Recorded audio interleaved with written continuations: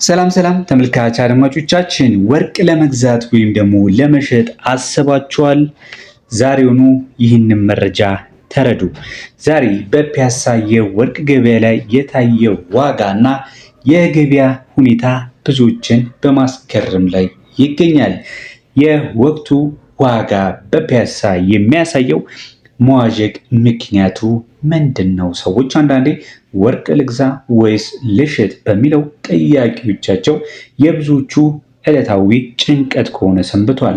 ይህን ውሳኔ ከመወሰናቸውን በፊት የዛሬውን የ18ን እንዲሁም የ21 ካራትን የ4 ግራም ወቅታዊ የወርቅ ዋጋ የፒያሳን የገበያ ሚስጥርን ጨምረን በትክክል ለማወቅ እንዲረዳችሁ መረጃን ይዘንላችሁ መተናል። ቪዲዮውን ስትጀምሩ ላይክ ማድረግ እንደተለመደው፣ ለቻናላችንም አዲስ ከሆናችሁ ቻናላችንን ሰብስክራይብ በማድረግ ቤተሰብ ትሆኑ ዘንድ ይህንን ወርቃማ ቤተሰብ ተቀላቀሉ ዘንድ በማክበር እየጠየቅን ወደ ወርቁ ዋጋዎች ነው የምናልፈው። ዛሬ የምንመለከተው የ4 ግራም የ21 ካራትንና የ18 ካራት የወርቅ ዋጋዎችን ይሆናል። እንግዲህ የወርቅ መለኪያ ተብለው ከሚታወቁት ነገሮች አንዱ ሁላችንም እንደምናውቀው ካራት እንደሆነ ይታወቃል። ካራት ደግሞ ወርቅን ትንሽ ወይም ትልቅ ያድርጓል። በምኑ ካልኩሌት በሚደረግበት ገንዘቡ ማለት ነው። ብዙ ጊዜ አስተውላችሁ ከሆነ ወርቅም ልትገዙም ልትሸጡም ስትሉ ወርቁን ካራቱን ከነገራችኋቸው በኋላ የወርቁን ካራት ቼክ ካደረጉ በኋላ አስተውላችሁ ይሁን አይሁን አላውቅም፣ ወዲያው ካልኩሌተር ነው ሳብ አድርገው የሚያመጡት። ለምን?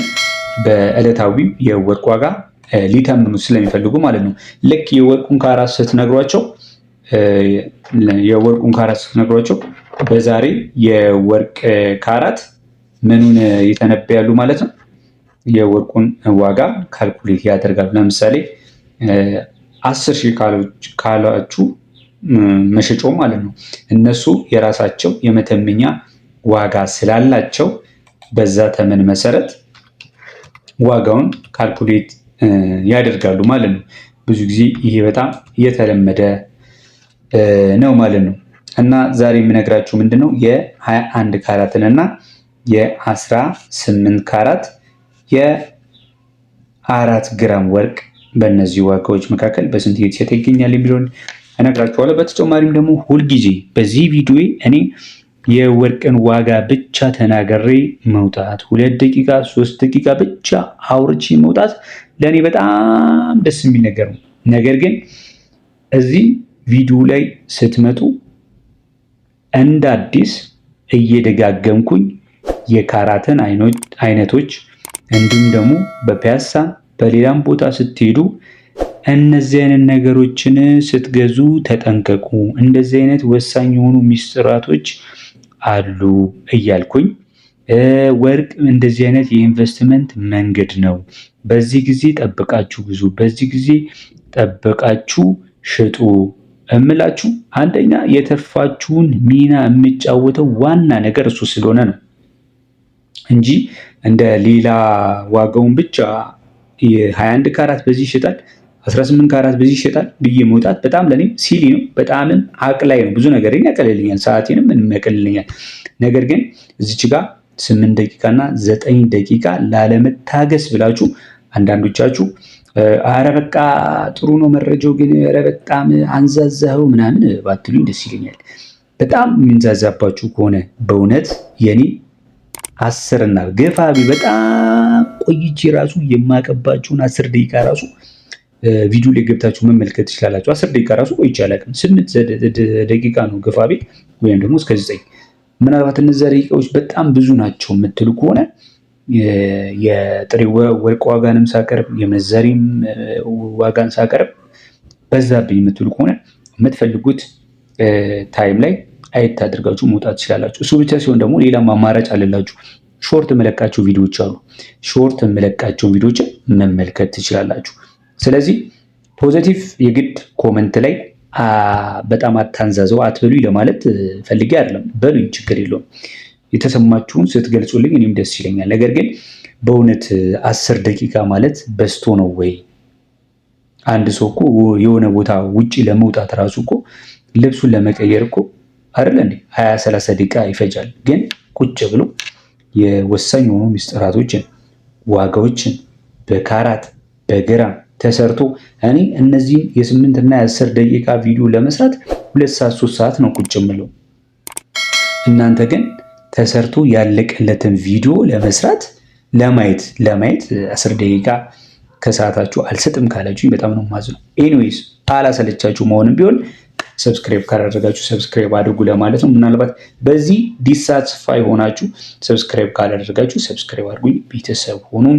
የዛሬ የምነግራችሁ ነገር ሁሌም እንደምላችሁ በተለይ እናንተ ቤተሰብ ከሆናችሁ ይሄን መነግራችሁ ካላችሁኝም ያው ከሰማችሁኝ ይሄንን እንትን ይገባችኋል ለምን እንደዚህ እንደምላችሁ። ቤተሰቦቼ ስለሆናችሁ ሁሌ ስለምትከታተሉ ሁሌ ስላያችሁ ነው እንደዛ የምትሉኝ።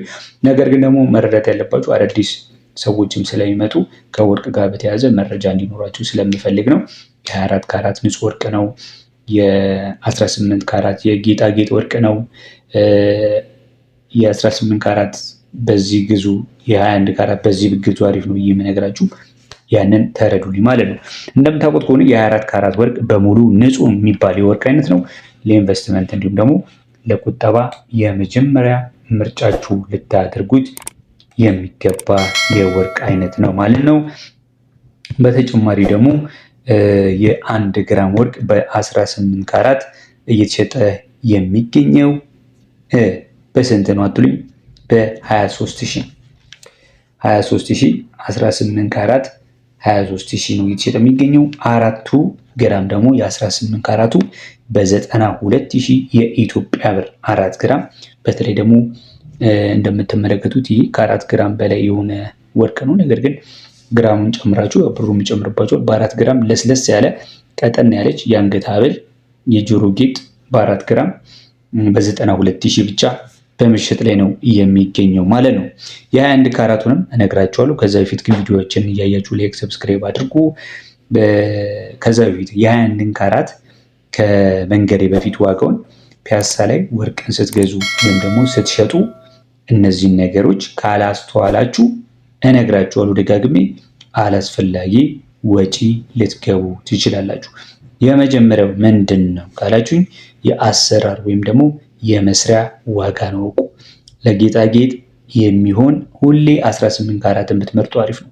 ከግራሙ ዋጋው በተጨማሪ የዲዛይኑ አሰራር ሌበር ኮስት እንደሚታሰብ እውቁ።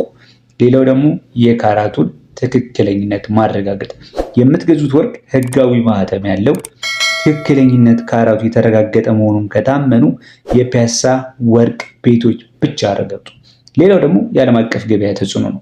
የዶላር ምንዛሬ የዓለም አቀፍ የወርቅ ዋጋ መዋዠቅ በቀጥታ ፒያሳ ላይ ተጽዕኖ ስላለው ሁልጊዜ መከታተል አትርሱ። ሌላው የምነግራችሁ ነገር ደግሞ 21 ካራት ልንገራችሁና ነግራችኋል። 21 ካራቱ በ30,000 ነው ዛሬም ያለው። 21 ካራት ግራም ወርቅ አሪፍ የተሰራ ቀለል ያለ ዲዛይን በ30,000 የኢትዮጵያ ብር እስከ 31 እስከ 32,000 ያሉኝ ወርቅ ቤቶች አሉ በዛሬው ቀን። በጣም ውስብስብ ዲዛይን ስላላቸው ነው ብዬ ነው የማልፈው። በአማካይ ግን 30,000 በቂ ነው። ተከራከሩ። የተለያዩ ሱቆችም ጠይቁና እስከ 30,000 29,000 30,000 ድረስ መግዛት ይቻላል። የ4 ግራሙ በ120,000 የኢትዮጵያ ብር ነው የሚሸጠው ማለት ነው። ወርቅ እንግዲህ ከመቼውም ጊዜ በላይ አስተማማኝ የሀብት ማካበቻ የኢንቨስትመንት መንገድ ነው። ዛሬም ደግሜ እላችኋለሁ። ይሁን እንጂ ትክክለኛውን ጊዜ ጠብቆ መግዛት እና መሸጥ ደግሞ የትርፋችሁ ዋና ቁልፍ ስለሆነ እናንተ ምን ታስባላችሁ? በዛሬው የፒያሳ የወርቅ ዋጋ ላይ ያሉት አስተያየት ምንድን ነው? ወደፊት ዋጋው ይጨምራል ወይስ ይቀንሳል ብላችሁ ትገምታላችሁ? ሀሳባችሁን ከታች ኮመንት ላይ አስፍሩልኝ። ይህ መረጃ ለወዳጅ ዘመድ ይጠቅማል ካላችሁ ደግሞ ሼር አድርጉ፣ አጓራቸው። ለእኛም ኮመንት ጻፉልን። ጥያቄ ካላችሁ ጥያቄ ጻፉልን። ሀሳባችሁን ስለምታካፍሉን ጥያቄያችሁን የጋራ ስለምታደርጉ እናመሰግናለን። በሌላ ቪዲዮ እስከምንገናኝ በያላችሁበት መልካም ጊዜ